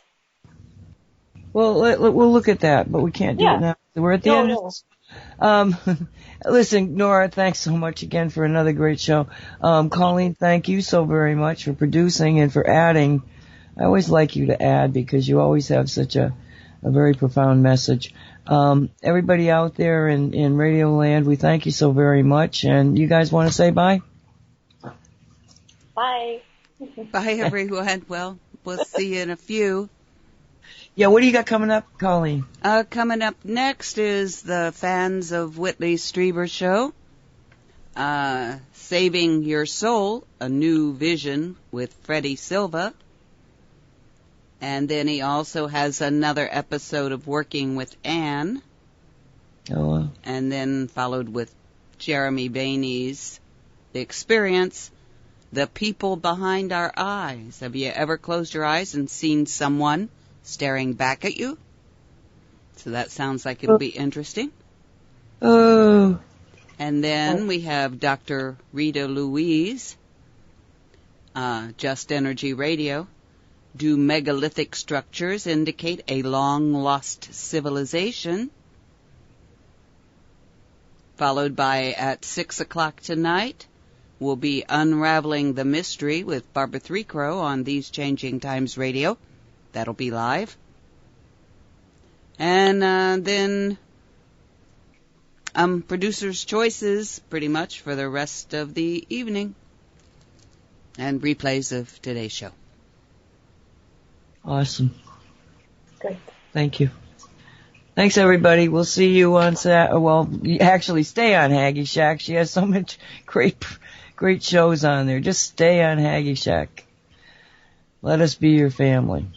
And also I want to mention that for Mona's show, on days that we have live shows, Mona is still playing on Studio B from Revolution Radio. So, I thank y'all. Great shows today. Yeah. Be safe. We'll see you. We'll see you when we will see. We will hear you before we see. Love you guys. Be safe. I love you. Bye. Bye-bye. Bye.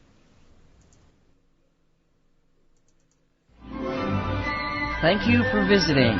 You have been listening to World Talk with Friends, a Haggy Shack Radio Productions Simulcast with Cosmic Reality Radio.